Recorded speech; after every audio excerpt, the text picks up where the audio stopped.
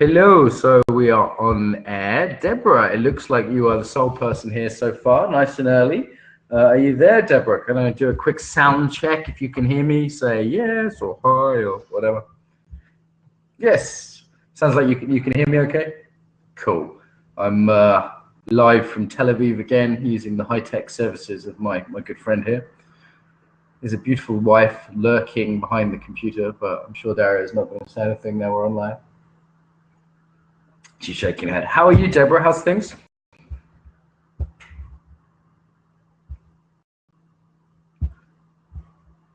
Can I try and bring you on the screen, Deborah? Let's have a little chat, as you've been good enough to come early. Let's see if I can get you on the screen.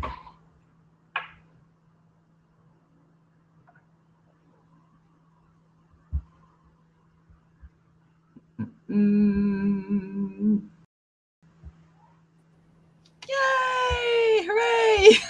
Hello! That's what you look like. Hey, indeed. Cool.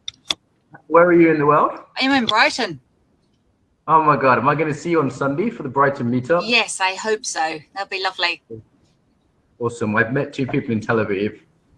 There's a plan for London, but I thought, why not? I had a workshop in Zurich and it got cancelled, so I was kind of planning on working anyway. So I was like, you know what? Let's meet in Brighton.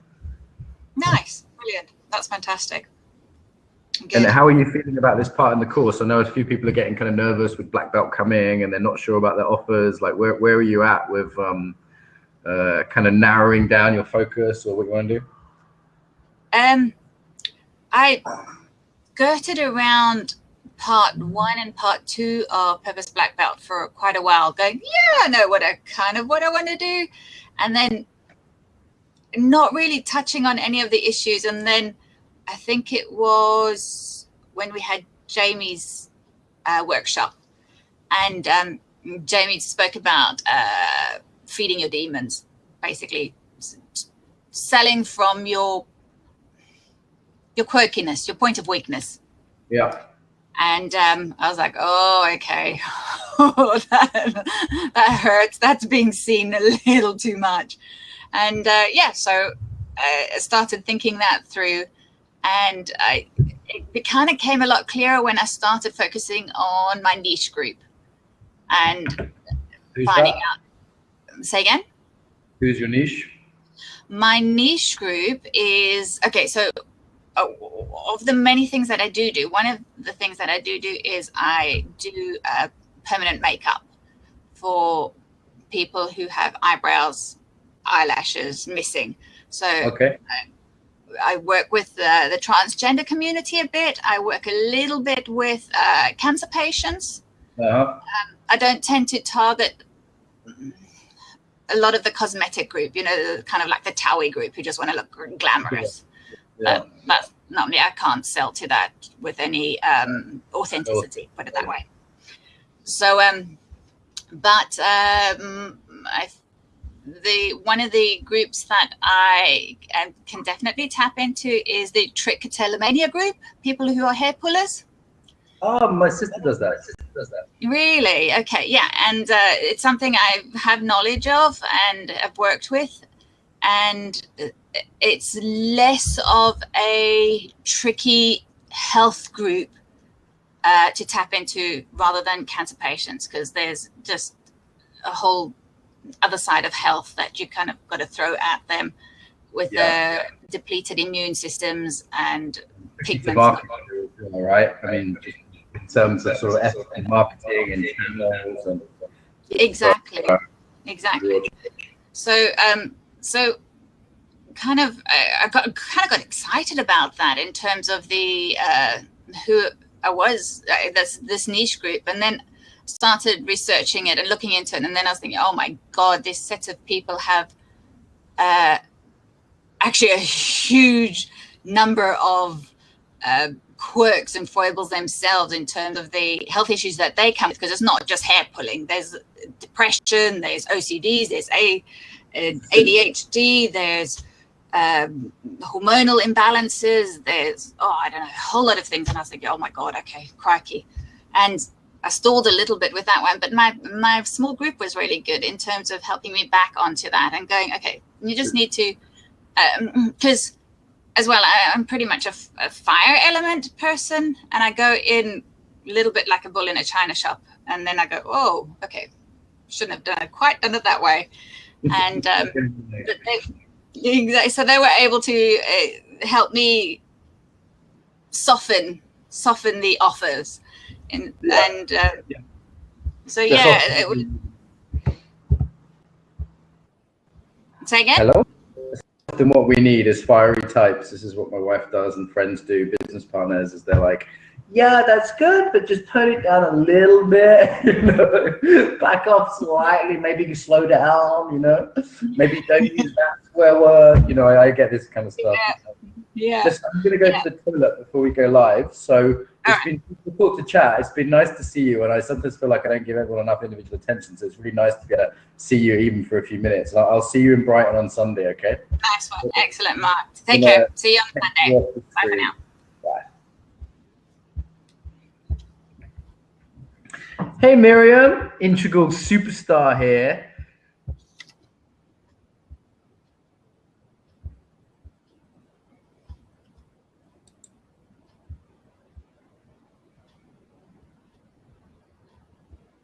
Guys, I'm just going to nip to the loo.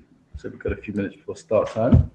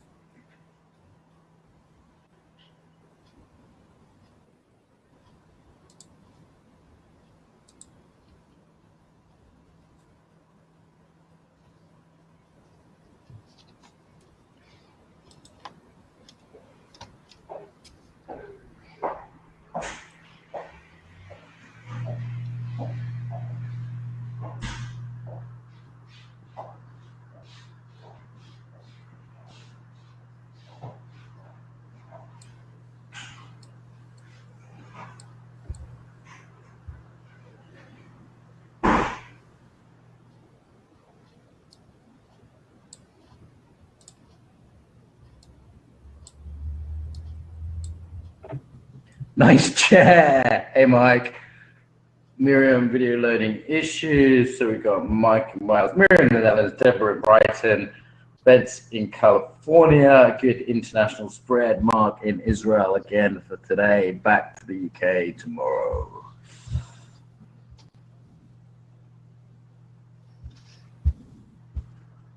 How's your knee, Mike? How are you getting on health-wise?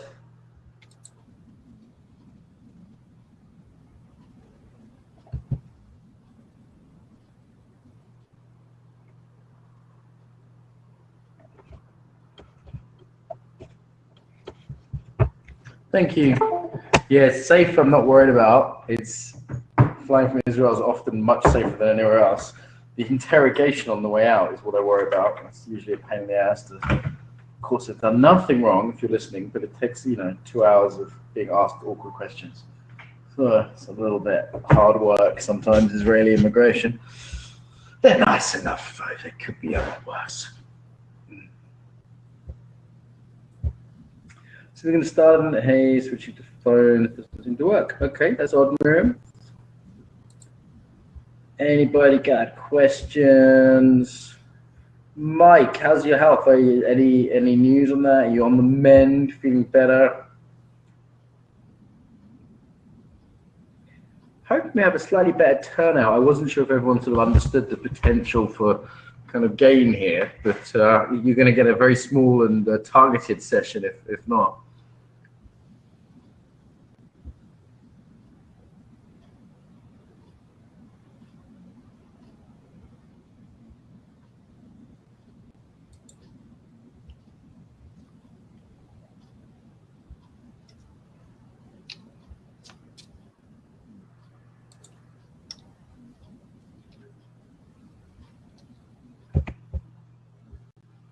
Hey, Jake, she joined us. Looks like things are all good, Jakey. But thank you for swinging by.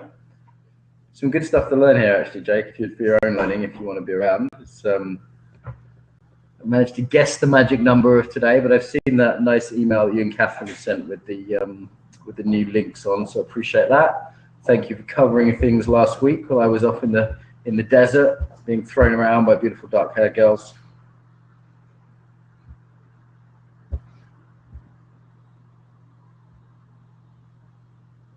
Tough life of Walsh. I have a wife lurking the other side of this computer. Little ninja. You can see Daria in the window reflection. Well, at least she's got a reflection. That's good. You know, I'm never sure. I can't see her. That's my head. Can you see her?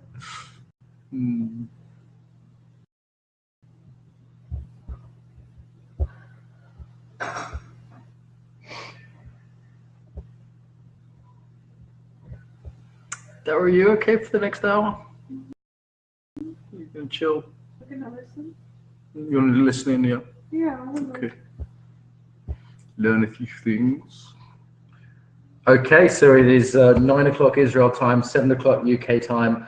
That is, I think, 11 a.m. where Bence is in California. That sounds about right. So, yeah, welcome everybody. Welcome everybody. So we are nearing the end of the Brown Belt sessions, and we've got a very cool call on adult development coming up. If you're new to this area, it's going to change your life. This has really rocked my world.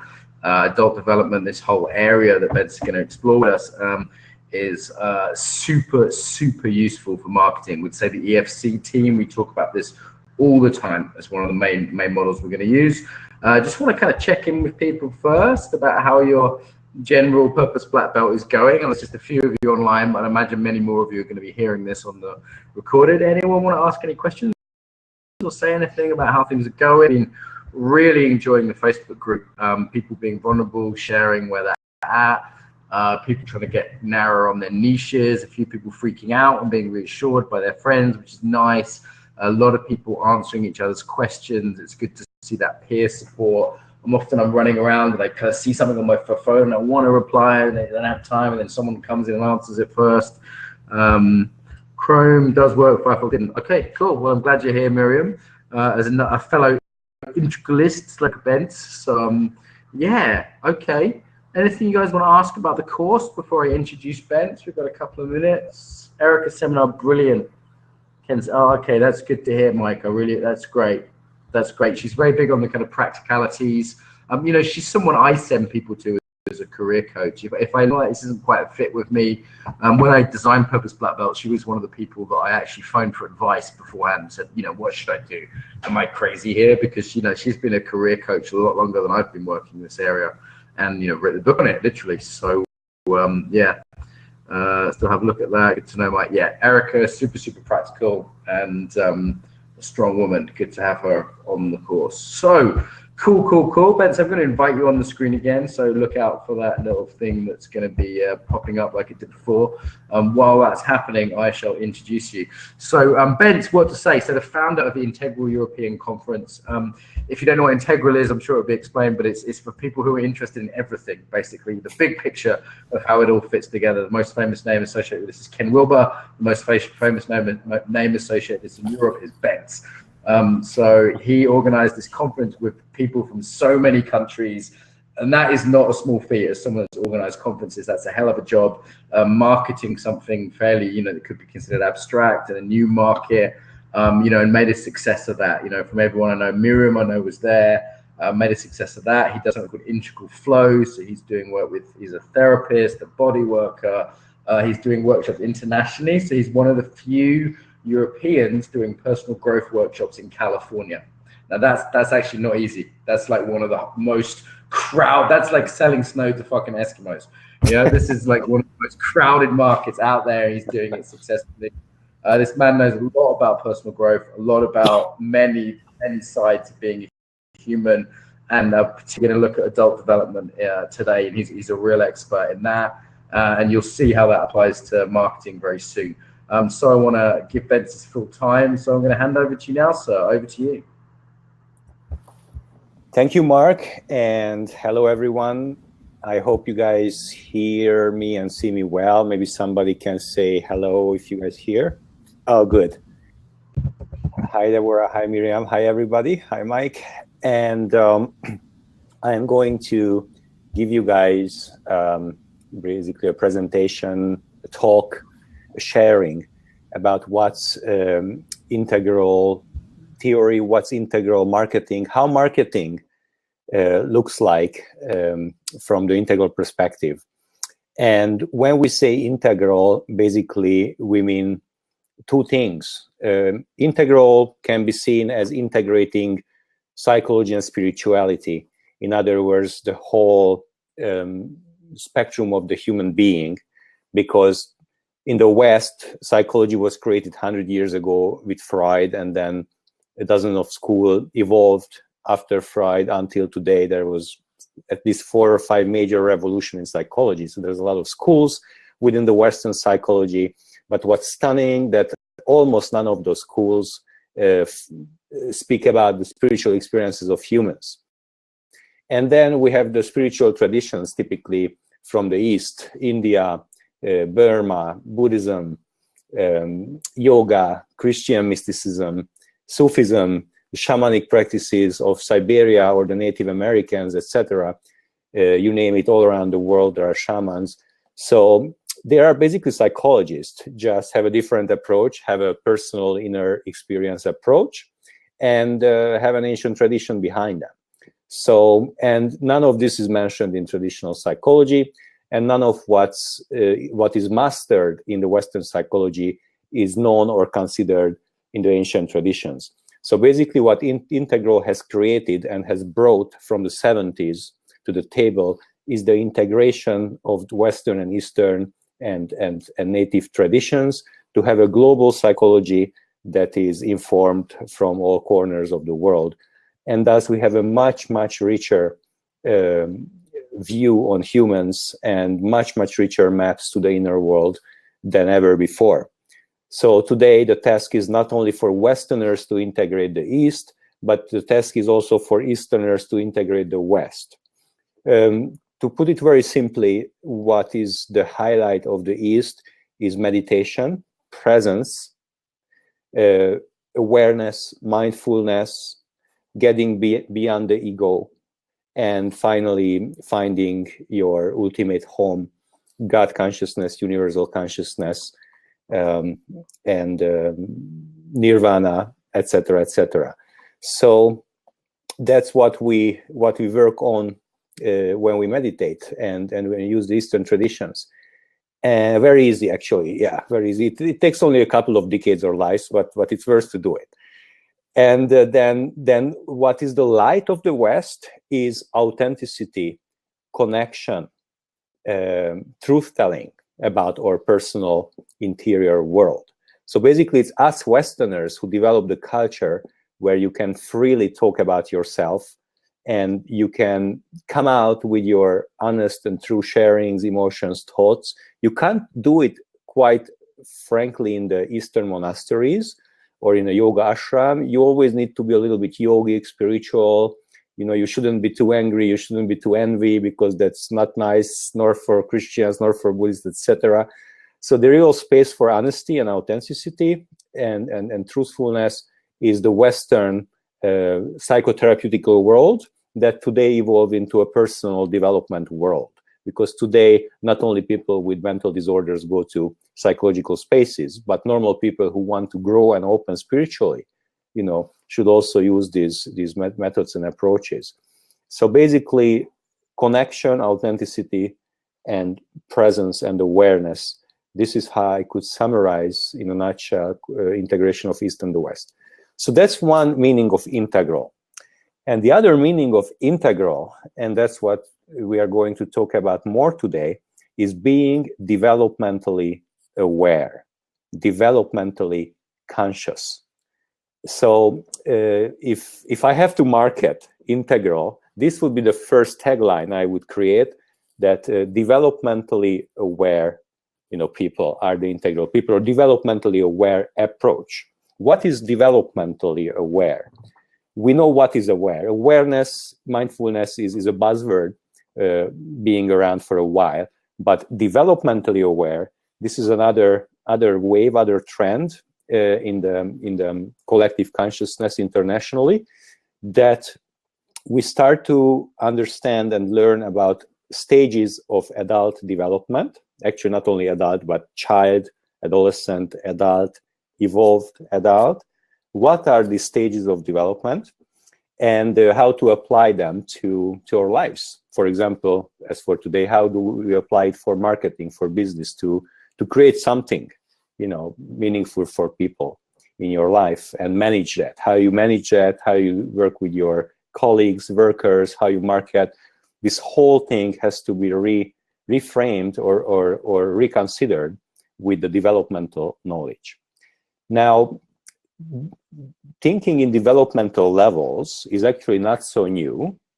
It hasn't started like a few years ago. It actually has started 116 years ago. So right from the conception of psychology, which we can date to like 1910, 1905, when Freud was publishing his first book, the Dream Book. That's the official date for creating psychology. Actually, 30, 40 years before that, it has been already been starting. But Freud was the first psychologist who came out with a theory that people are going through developmental stages from childhood to adulthood, and he declared that each developmental stage has basically a different person operating there, different way of the mind working, different way of people relating to each other, and different way of people acting and participating in the world. To put it very simply, a 5-year-old kid thinks, feels, and relates differently than a 45-year-old adult. We can see that very easily and clearly, though as lay people, as people who haven't studied this, we know this instinctively, that a 5-year-old is different than a 45-year-old, and you wouldn't hire a 5-year-old CEO, you would hire an adult CEO, because that has higher mental capacities, you know, better ways to relate with adults, etc., etc. But what are exactly, you know, the levels, the stages, and what's happening there? So that's where we need learning and where we learn a study. I am actually, how old are you now? If it's for me, I'm 41 years old. So Freud was the first person describing the stages, and since then, a whole school of psychology has developed. It's called developmental psychology, started in the 30s. So the 1930s, 50s, 60s, 70s, 80s, 90s, 2000s, etc. There has been a lot of new theories coming up with stages of development. These people we call developmental psychologists, and at least maybe there is like a dozen or 2 or 3 dozen major international accepted model of what are the stages of development, and most of them are researched, so scientifically based research, cross-culturally validated, you know, developmental models. So basically, by the time we got to the 70s, there was a dozen or more Western developmental models, but there was nobody who has brought them together yet. We just studied them independently. And one of the most famous of them is Piaget, actually. Piaget is the grounding father of modern research-based stages of development.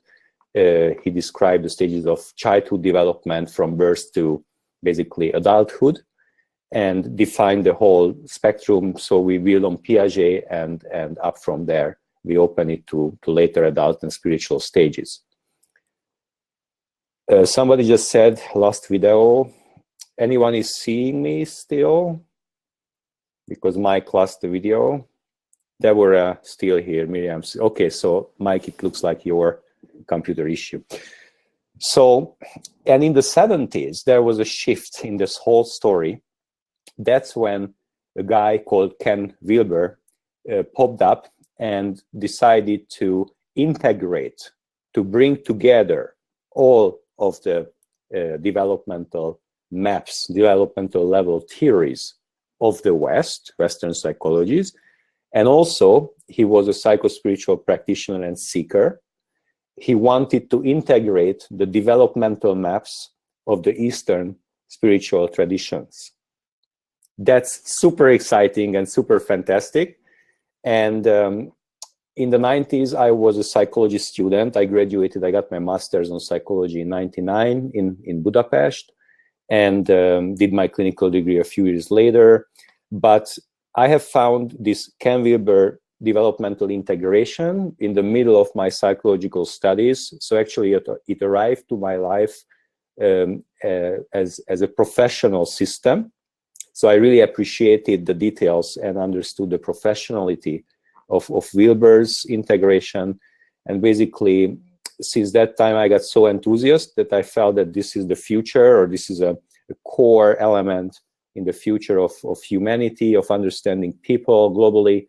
So I devoted my life since '96 to understand and disseminate and teach Wilberian integral theory and all the different other folks and things that are associated with that and has developed since then. So this whole Wilber integral dates back to the 70s. It really got opened up in the 90s. That's where he reached his cruising altitude, as I would say, in his work. And since the 2000s, it became an international movement, basically the integral movement. And I will give you in a minute a brief overview of the stages, and then we'll see how it applies to marketing and entrepreneurship. And I also want to mention Don Beck, who is another developmental researcher who is a contemporary of Wilber. And Don Beck created spiral dynamics. So his brand that you will see in the integral world is spiral dynamics. So you either have Ken Wilber's integral theory or integral psychology as a developmental scheme, or Don Beck's spiral dynamic stages of development. The beautiful thing that they completely match. So it's a one-on-one full match of the two systems. So today, when we speak about the stages of development, we either speak on the Wilberian labeling or we speak of the Don Beck spiral dynamics labels. But what is labeled, the levels, the stages, and their content is the same. So we have a very elegant and rich, way to talk about it. So what these people has found through this meta-analysis and grand synthesis of all the developmental systems out there, that there is 9 or 10 major stages. Why do I say 9 or 10? Why 9 or 10? Full stop. Think of a tree. The tree has a trunk. Here is the trunk, here are the roots, here is the crown. If you look at the trunk, it's a seamless continuity.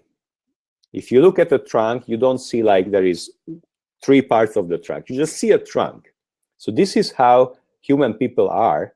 They get birth, they grow up, and you don't see clear distinctional shifts in their development.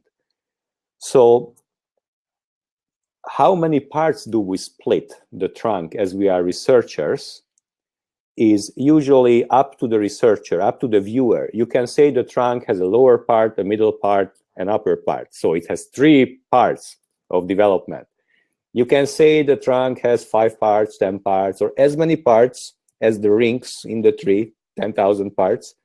So really, the number of development is not predefined by existence or by the cosmos.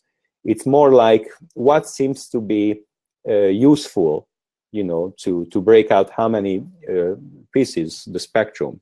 So Ken Wilber has found in different books, he have different breakups, different numbers, but he has found that using 10 levels is the most useful.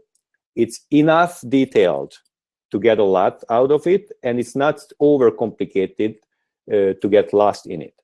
If we would say 3 stages, it would be too little. So 10 really covers the area.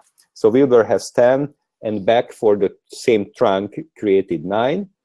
I will use today a combo of these 2, and we don't have to go to, you know, it's a year study at least to get it in full detail. We have a basic understanding today that you already can work with. So instead of sharing slides and PowerPoints, I went back to the Middle Ages and created a handwritten one for you today. So this is the scheme of development here. And basically, you see 9 stages here, and they are labeled with colors. So the first stage is called beige. The second stage is called purple. The third stage is called red. The fourth stage is called blue. The fifth is called orange. The sixth is called green. Seventh is yellow. Eighth is turquoise. And ninth is coral. And this correlates with ages. We can have 2 approaches to see this. This is the story of your personal development. So when you were a child, you were somewhere here. When you grew up as an adult, you are here. If you work on yourself, go to therapy or spirituality and open up, you get to these realms. Okay, so it's your personal story, but it's also the description of companies, organizations, and societies, because a society or a company is nothing else but the projection of the individual psyche. So if people are at the red stage of development and they come together to form a society or a company, that will be a red company or a red society. So basically, there is no society or company in itself. It's people who are at a certain stage of development. And that's when it gets so interesting, when we also open this story up to collectives. Okay, Miriam, orange. Okay, good. So more red. We got there, baby. More red, more orange. All right. So connecting this to the ages, beige level 1 is the infant stage between birth and year 1. So the first 12 months, people are operating naturally from this state. Between age 1 and 3 years old, the magical mother-child developmental stage of early childhood is purple. So everything psychological happening inside of you that's coming from that age, 1 to 3 years old, mother-child, is purple. Red or level 3 is between age 3 and 7. So it's the kindergarten age typically. Children, the inner child between age 3 and 7 is the third stage of development. We call it red. And between ages 7 and 12, basically primary school years, are blue, are the fourth stage of development. And from early adolescent, age 12, until the whole adulthood is orange, is the rational adult self. And up until the 50s, actually, until Piaget, there was no more developmental stage. So this is how developmental psychology looked until the 1950s, 60s. And from the 60s, we started to see this level. And from the 70s, 90s, we started to see this level. So basically, green and yellow are stages of the adult, evolved, postmodern psychological states. And then this one are the spiritual stages up here. So Trump, I think Trump is totally, fully enlightened. That's why he's so fabulous and elected. So probably Coral. But if I'm wrong, he might be also red. So we can talk about it later.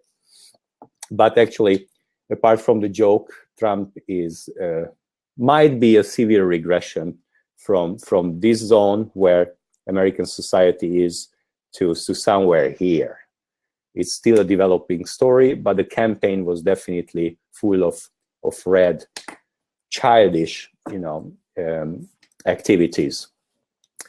So in this super prehistoric chart, I actually created a physical trick. So level 1 is survival at the first 12 months, or when adults regress back to beige. It's all about survival.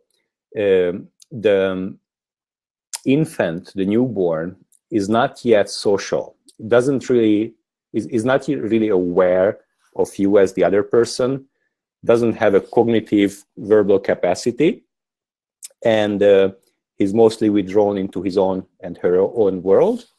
And he is all about learning to move the body, eating, secreting.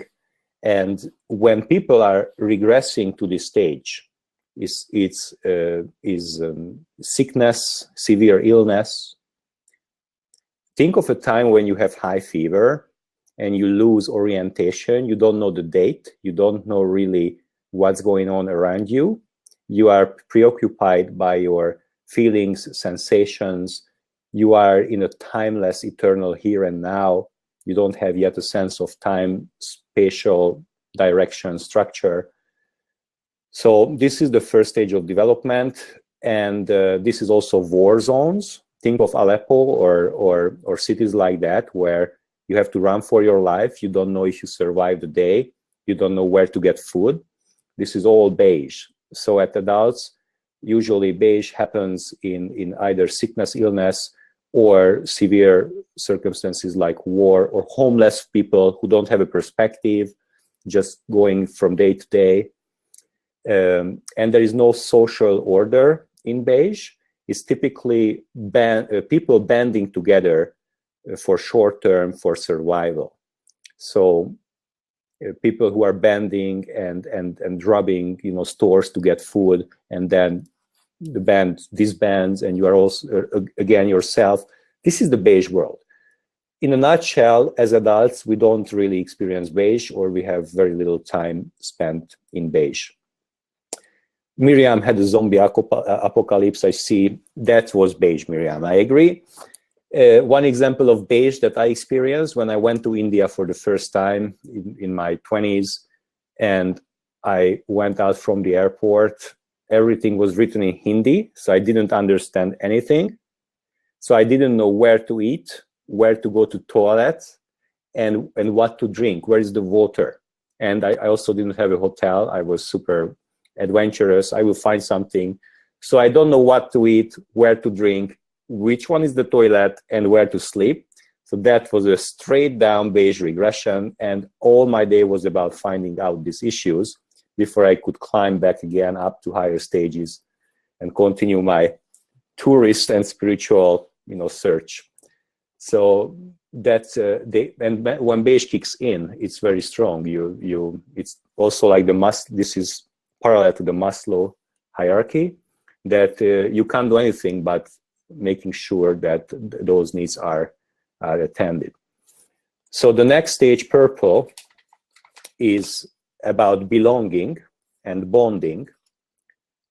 when the child gets over the first year, what becomes really important is his intersubjective world with the mother, because it's the mother who is there as the other person. And basically, the rest of the people are not so interesting for the child yet. It might be amusing temporarily for the child, but with whom he has and with whom he develops a psychological world and development is the mother. So at this stage, the mother-child development is primary. Like at Beige, the mother-child development is primary in the physical sense, and here it's primary in the psychological sense.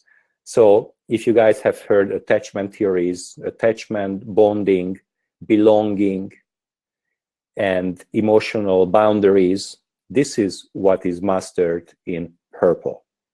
So this also means that adults who have problems with boundaries, with emotional relating, with attachment, with bonding, those are called personality disorders, borderline disorder, narcissistic disorder, other disorders.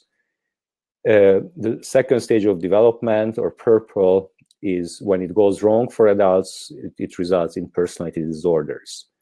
And psychosis is attached to level 1. So when people are fallen apart totally, they start to hallucinate. That's even a deeper disorder. That's Beige. So this is how also development is connected to psychological disorders and psychological health. So if you have a healthy boundary at adulthood, if you can bond to people, if you can love people, and open your heart and experience symbiotic unity from a few moments, at least with a few people from time to time, that's your healthy purple. But also, let me ask a question. Do you belong to this community? The black belt community? Do you belong here? Do you not belong here? Are you inside the group, inside this culture? Are you just coming in? Are you outside of it, and don't feel comfortable?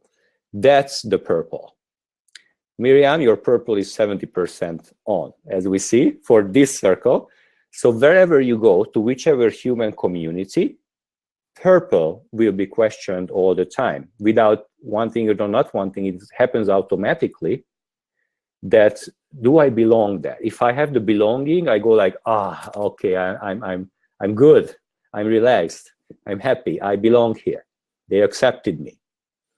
Very fundamental.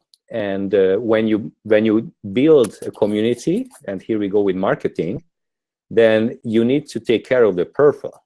You need to make sure that people starts to feel belonging, and you better monitor it. You better have a sensitivity to this, because if you want to have satisfied customers, then a very good way to build is to use the purple and create a sense of belonging. We can call it tribal marketing. You say, Mark, big in Israel.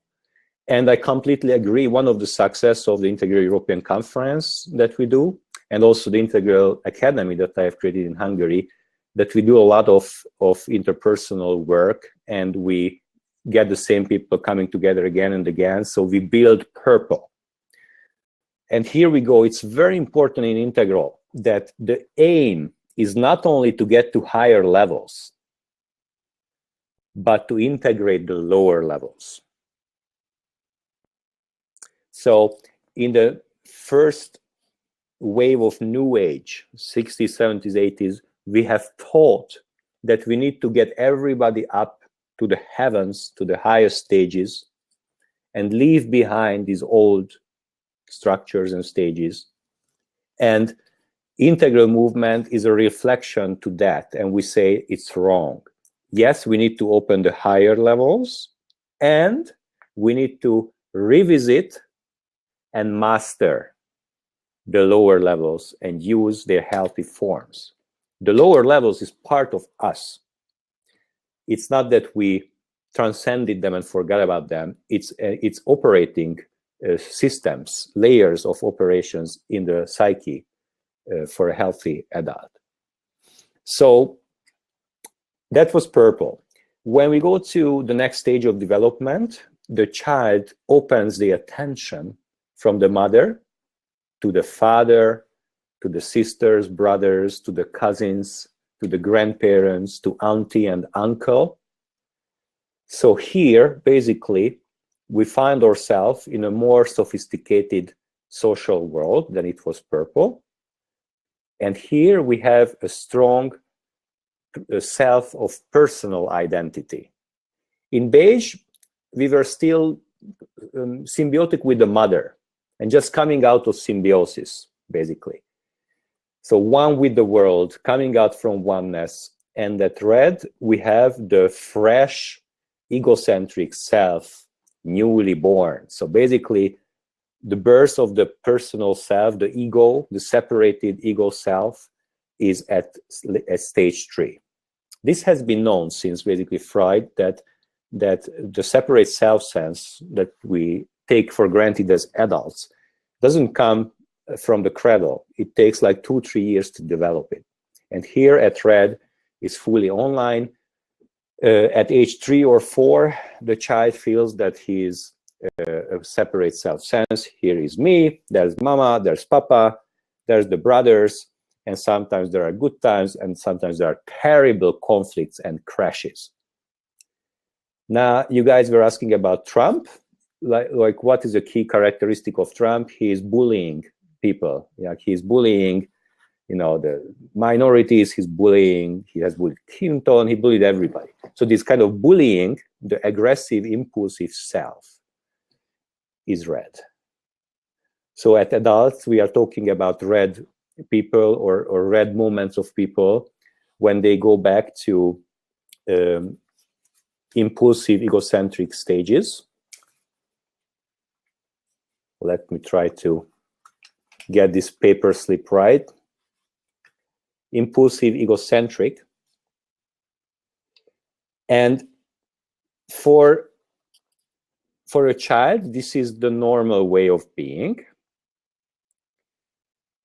For a 3 to 6 year old child, the child cannot take the perspective of others with empathy. It's not yet the time in the development of the psyche and the nervous system.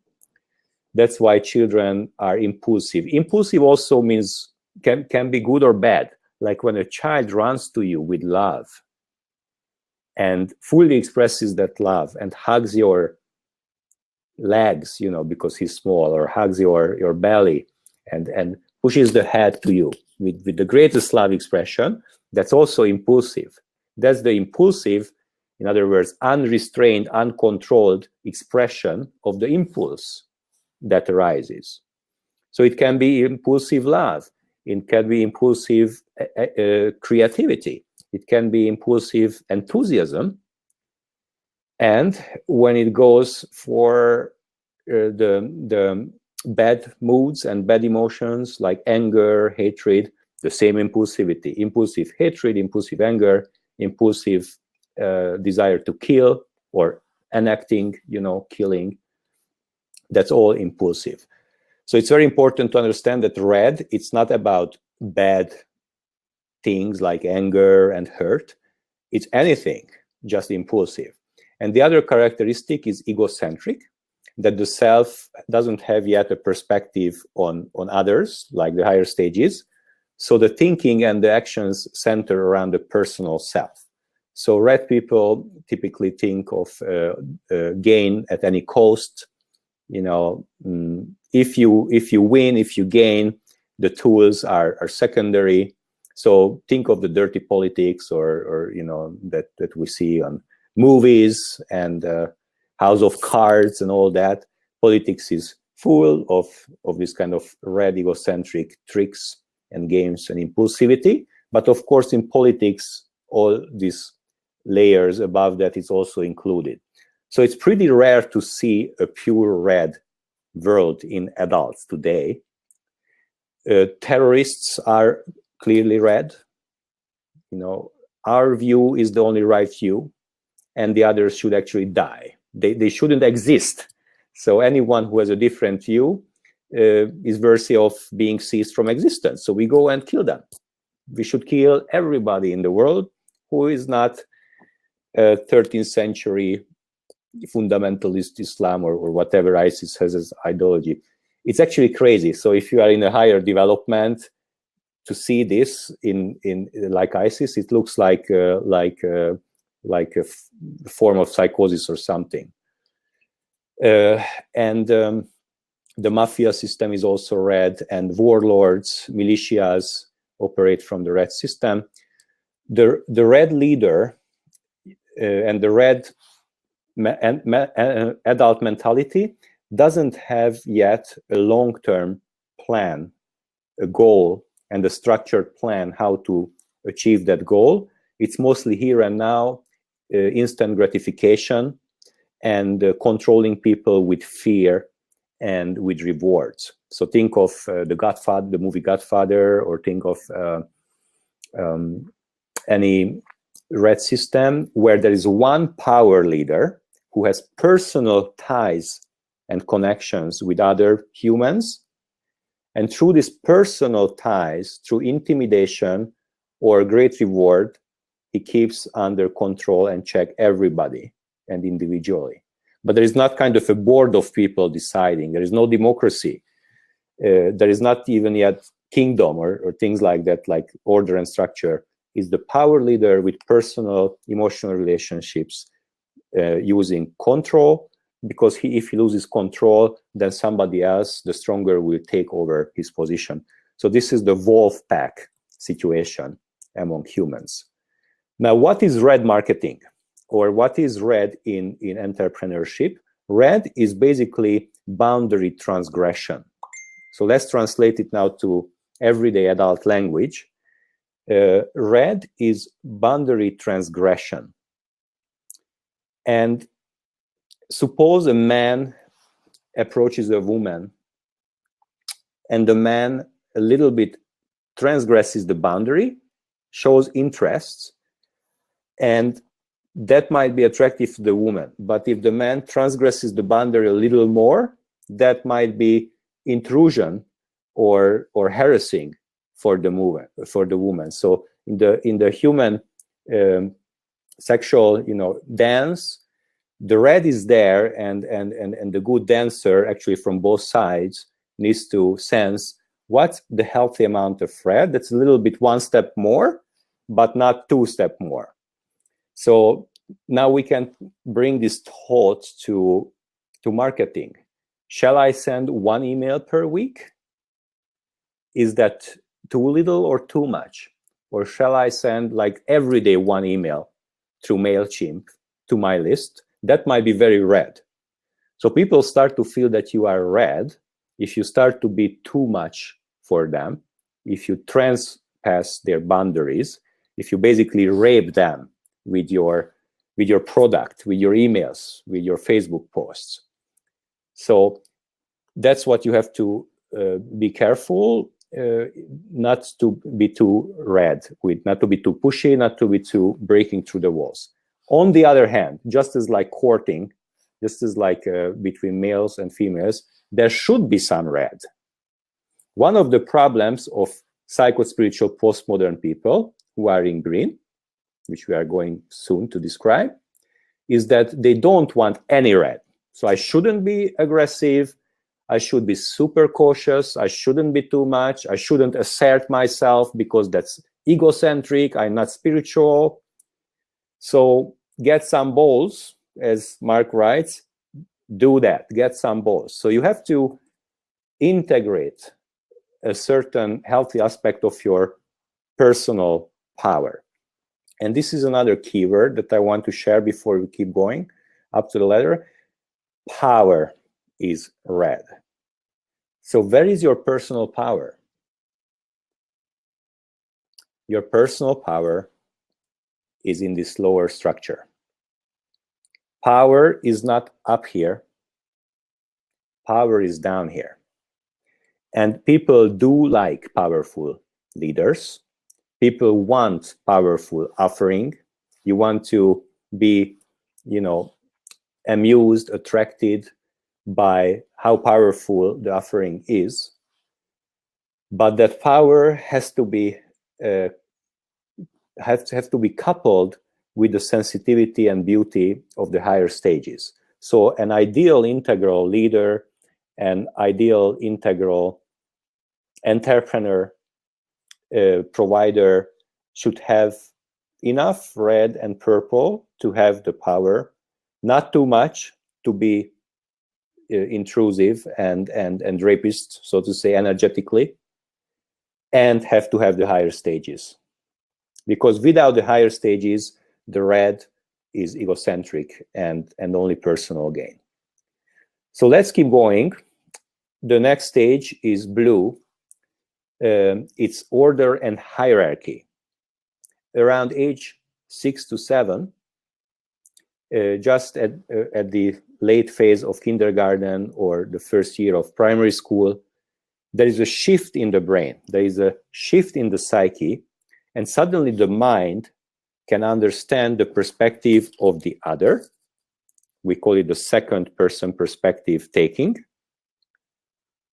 First person me is extended now the you. I understand what's going on in your mind. I understand your perspective. I can see myself through your eyes. So I have the world seen from my eyes, and I have another picture of the world seen from your eyes, understood by me. So I can hold a first and a second person perspective in my own psyche when I reach this age of development. That means that people can take roles and can start to behave in rules. So we call it also, we call this rule-role mind. Wilber called it the rule-role mind. And that's why in primary school, children suddenly sit in a role. I'm the student. I'm sitting for 45 minutes or whatever minutes are in your countries. And I don't run out impulsively to eat.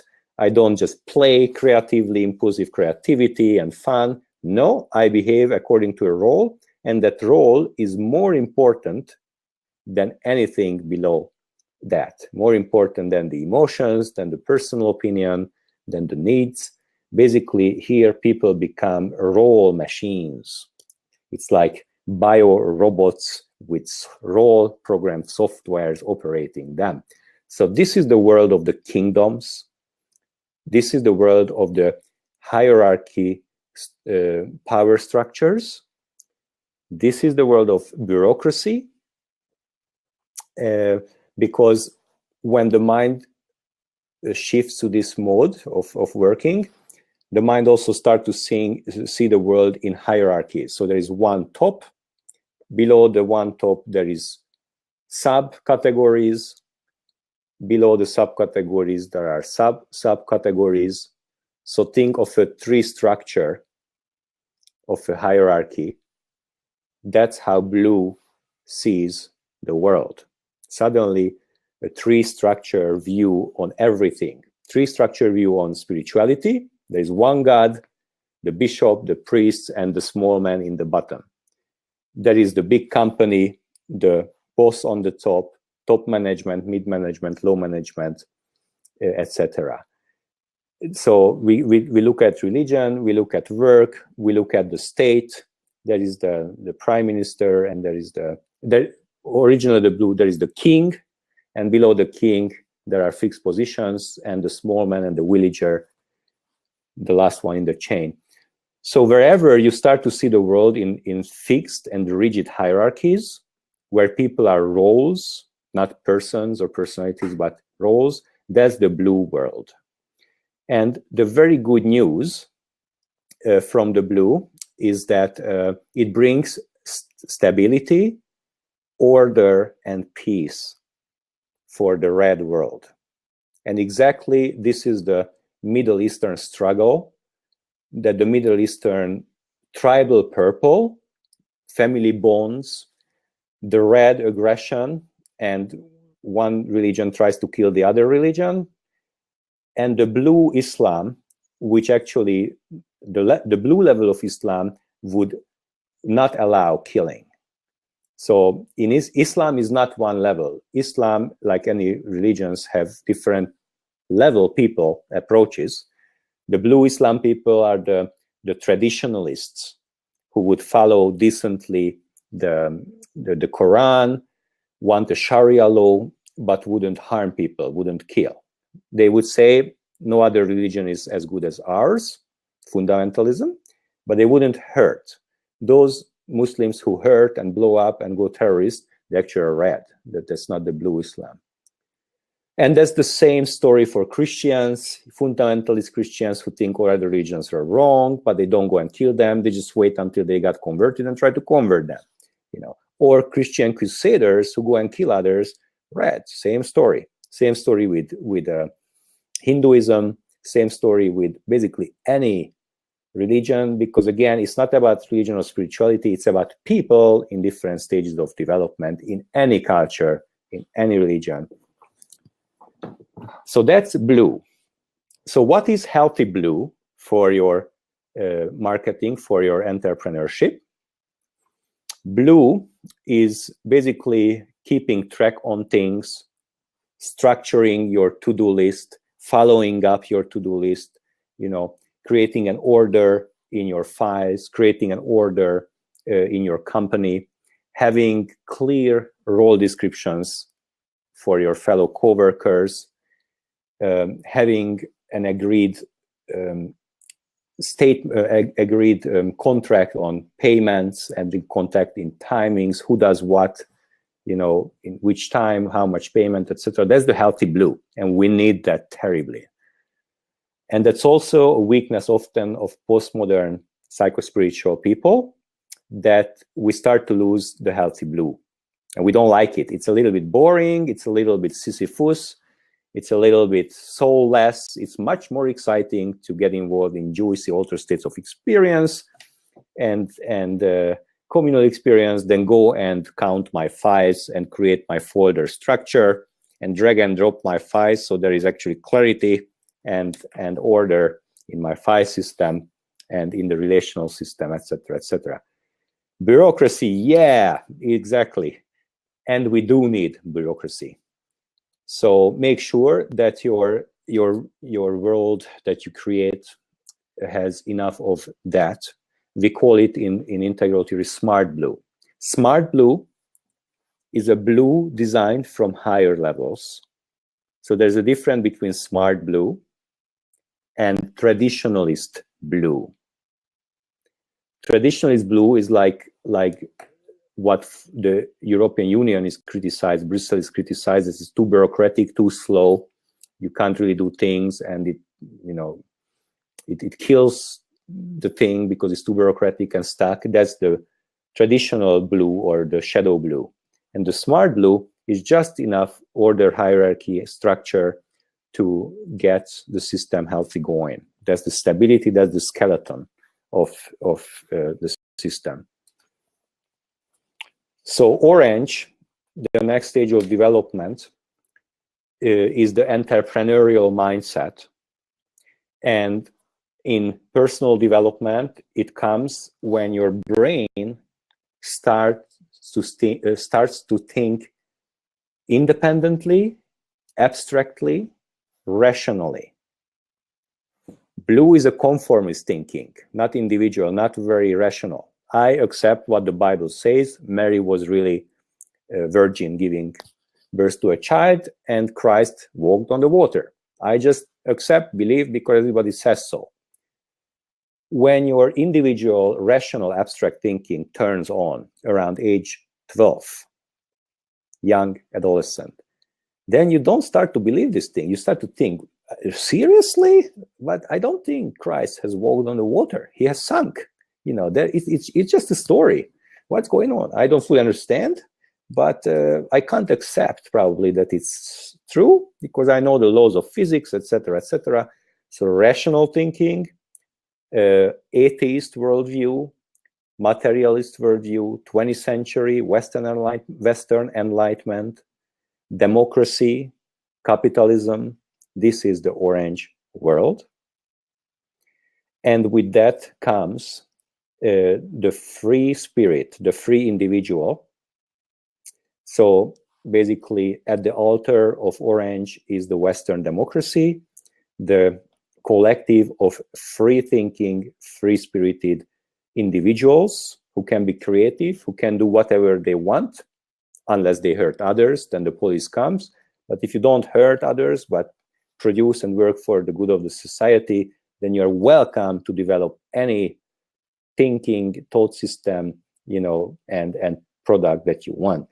So that's the light and the good news of democracy, capitalism, and the entrepreneurial spirit.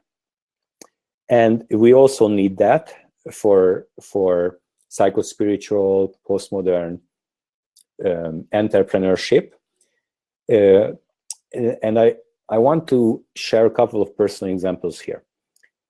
I spent approximately 7 years of my life in green without anything happening career-wise. I had like 30 different ideas how to save the world, how to enlighten people, how to spread the spirituality, but nothing happened because I didn't have enough orange, or I didn't bring out my orange, better to say. I was just a new age dreamer. So if you go out to the market space and you want to kickstart something, you need this energy, this entrepreneurial energy. We also call it strive, drive, striving, working for it, working hard for it, and think of earning money and think of profit. Now, the good orange is creating enough income and profit for yourself to have healthy, comfortable life, have good clothes, have your car, have your apartment. So the good life, the American dream for all the Western world, so to say. Basically, the American dream is the key expression or symbol of the orange, lifestyle and goals. The shadow orange is the limitless pursuit, even at the expense of the environment and other people. So shadow orange unleashed, Wall Street, will cheat, will lie, maximum profit at any cost without regard to the other people, because Darwin has said, the best wins, the rest can die. I don't kill them, I just let them die, because I walk over their heads and exploit them. So that's basically what is the bad news in orange, and we have to make sure if we are conscious spiritual people that we don't go there. But as spiritual people, we also want to make sure that we have enough orange to get our entrepreneurship going, and we don't have to be ashamed of that. So if you have a hard time to ask money for your services because you're a good soul, and etc., you need to let that go, and you need to have your place in the market and still staying a good human being. So that's orange in a nutshell. And there is many shadow videos about this, as Mark says. And agree, orange gets shit done. Yeah, so I personally have hired a lot of people to work with me, and I have a good orange. I have developed a good orange. And because I had a lack of orange, I was avoiding my orange, actually, and the red. My family was orange, mama, business family, everybody, money, business. Bence, postmodern youngster, turning away from this world. Too inhumane. We need a soulful world. So I became green. And I denied these layers of myself for a couple of years. So green, and let's keep going with the stages. Green doesn't come automatically in adult development. So personal development might stop here, and that's it for many people today in the Western world. And for green, you need to have an inner calling for personal development or spiritual enlightenment, or maybe you have some psychological problems that you start to work on. You go to a therapist, and through that process, you start to discover yourself. So either through problems or either through an intuitive calling, spiritual calling, people start to go inside and know themselves and open up with their heart and emotions and vulnerability to other people, which is typically your psychospiritual friend, your teacher, your guru, your mentor, your coach, your psychotherapist. So these are the institutions in our world which open green. And the key in green is opening of the heart. Orange and blue is mental. Mental, you are identified with your mental thinking mind, and the heart is closed. Very little heart quality is allowed in these levels. The good man in orange is the neutral scientist who doesn't have emotion, doesn't have passion, just like a machine from the brain executes the rational decisions. Enough of that. We need to open the heart and regain our emotional, intuitive, sensitive self. And that becomes so pleasing and important at 6, at green, that we don't want to go back to these structures. So we need a time in our lives, a phase, when we have enough time spent in green. We need to get charged from those energies. We need to get comfortable and learn to live in green. Because green is not only good news, it also has its shadows. And because of the shadows, after the initial postmodern, which is green, like 60s, 70s, 80s green, yoga studios opening up, people going to meditation and therapy, etc. There is a new wave reflecting on green, having a more mature approach. The next stage is yellow, and that's the integral thinking. So after the collective sensitive comes the integral wave, where you are taking into account all the previous levels. Green denies these levels. Orange denies the lower stages. Blue denies the lower stages. Yellow, or integral, is the first stage in evolution that we are aware of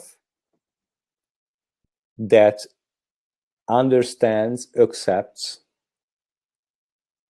and deals with all the previous levels.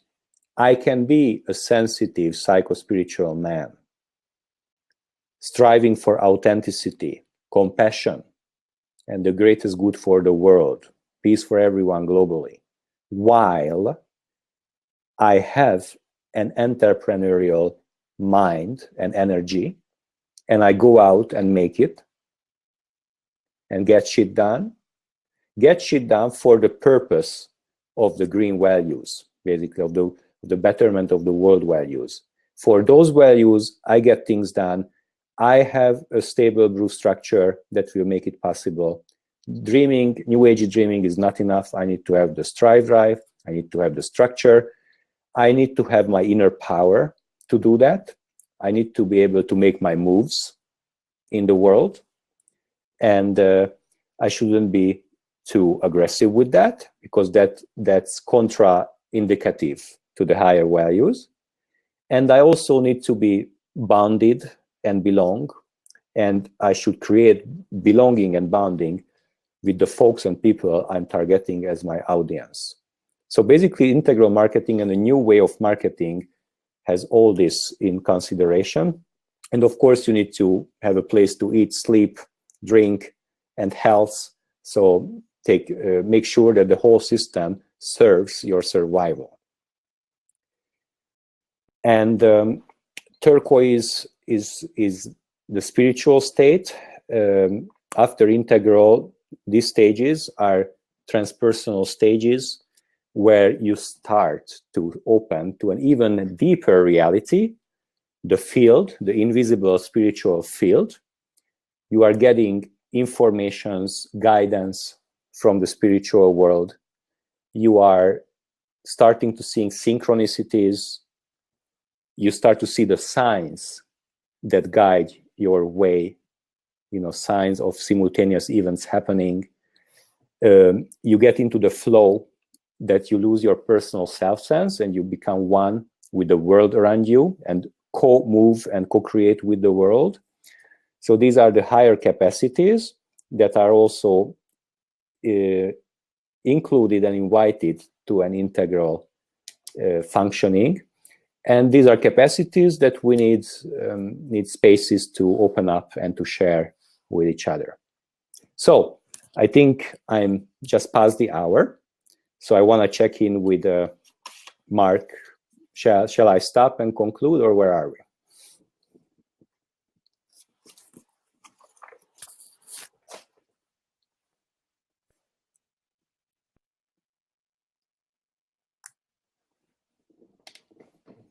I already see your head, Mark. Would want to hear your voice too.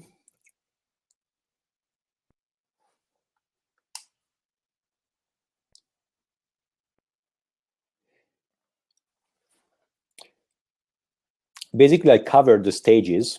So if you would have a few more minutes, probably I would ask questions. Yeah, we could do it literally. We're almost out of time, actually, Bence. I do want to keep to those times.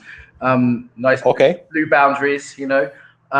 So like in terms of kind of making this practical, to wrap it up for people, you know, one exercise I've given people before on another course I did was to say, how would you sell a car to each of these levels? Or kind of like to ask people that are watching, like listening here, like, who is your market?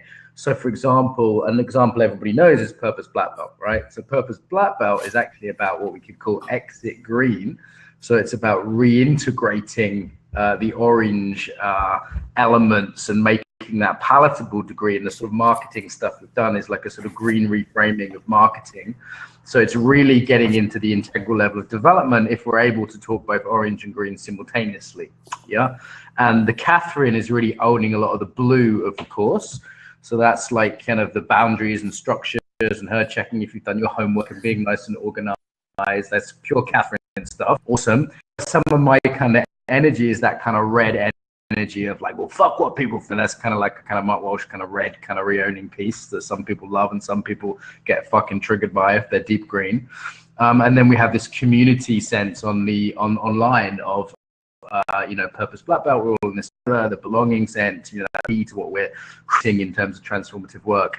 And hopefully we're not in the beige level too much, though I know last week when Trump got elected, a few of us kind of descended to that level. So yeah, I'd be curious to hear from people to kind of wrap up, if I may Bence, about like who you think your target audience is, you know, which level of development they are, because it's difficult to sell to everyone simultaneously, right, Bence? Exactly.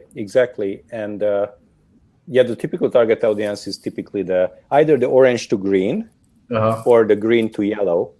So I know that we often say the target audience is green to yellow. In other words, the postmodern psychospiritual who wants to regain the power and entrepreneurship and make it in the world, yes. But I also think that people who are just coming out from the modern world hypnosis and opening to the sensitivity, heart opening, etc., that's also a big wave of people that needs to be served. So it's not yet done. I mean, the center of gravity is right.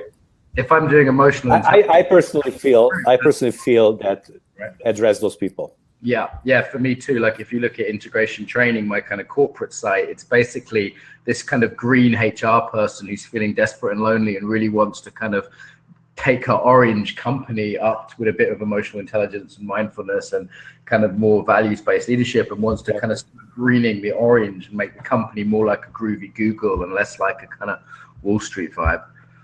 Yes, totally. That's the orange to green. And Miriam is asking if I would give some tip on green marketing. I want to give one tip. I call it authentic marketing. Use the photos of your events. That was one of the practical thing that I started to do like 11 years ago. That's how I built up all the events.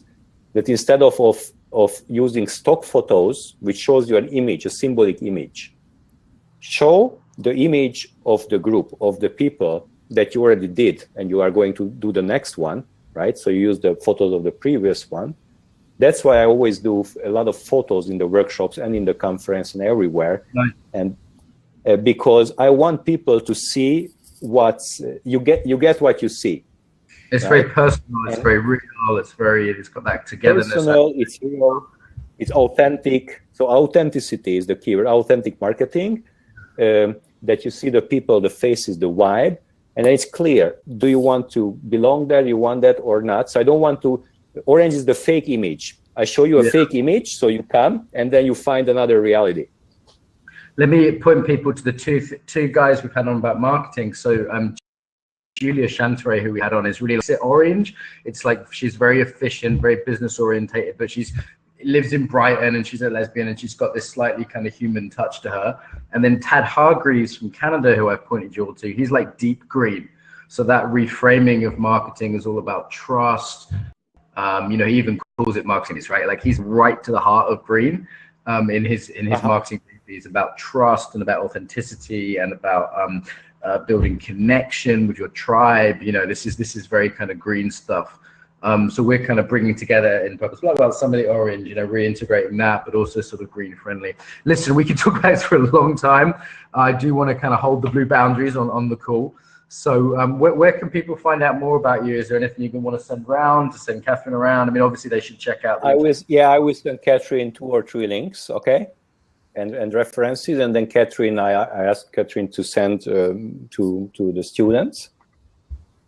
And we are going to have Miriam, be prepared. Here comes the news of the day. We are going to do an IEC regathering, a 2-day conference in April 2017 in Vienna. We have already announced IEC 3 in 2018. And now we will announce that the community will meet in just 5 or 6 months in April. And you guys are so welcome to come there and experience the whole integral world and the vibe. It's a very, very vibrant, full of these qualities and exciting place to come. So I will send links and references to these gatherings. Okay, Miriam, because about this work as well. What I'm going to suggest is we do a Facebook post, because I think the kind of developmental stuff's really interesting. I think a lot of people, when they look at this, are going to really see the value of it and get drawn into the conversation.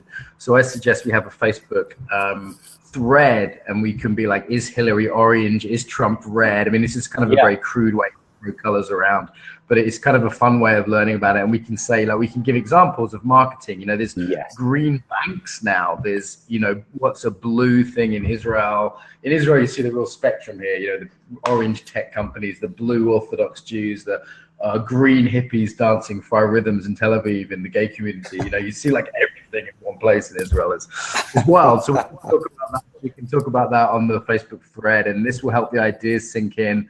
And you can talk about your market, you know, because you might be in a green state, in a kind of green stage, and thinking, this is how I used to think I had to market. And then the orange people just go, I don't understand that word. Like, why would you do that? That feels wrong. I don't care about my feelings, you know? And then I started, you know, translating it into orange language, and all of a sudden I started getting work, you know? So it's super practical, this stuff. And I think you'll see that exercise of how would you sell a car. You know, say it's sexy and it goes really fast, you know, how would you sell it to blue? You say, well, you can fit your family in the back, and you know, it's really safe and reliable. You know, this is the kind of stuff we can play with on the Facebook. We don't really have time for now. Continue the game there. Bence, thank you so much. Super fun. Thank you so much for the invite. We've all been listening. I've got my Israeli friend and my Ukrainian wife. We're going to be discussing culture, no doubt, and all the cultural aspects to this as well. So yeah, a real pleasure. Thank you, sir. Okay, Hari Om, and goodbye, guys. Goodbye. I'm going to take you off now. So everybody, we will have Catherine will be releasing the latest work, the latest things. You know, do look at that. Let us know on the Facebook group. It's really cool now to see as people move into the black belt. This like shit's getting real now, which I personally love, and I know it also could be scary for people. So let's keep supporting each other. Let's like, I'm going to be on that group taking questions. I'm going to be in Brighton for the meetup next Sunday as well. For those of you who are local, I can take questions there too. And you know, I'd love everyone to come away out of the next month with practical. They're finding their niche. They're selling it. They're redoing that experiment. Remember, it's just an experiment at Black Belt, guys. It's a real experiment. So real, it doesn't have to be like a whole new business. It's an experiment. So, you know, it doesn't have to be like the answer. It's just a step in the right direction. Yeah. Okay, guys. So it's been good. I will stop the broadcast in a minute, and we'll see you on Facebook tomorrow, no doubt.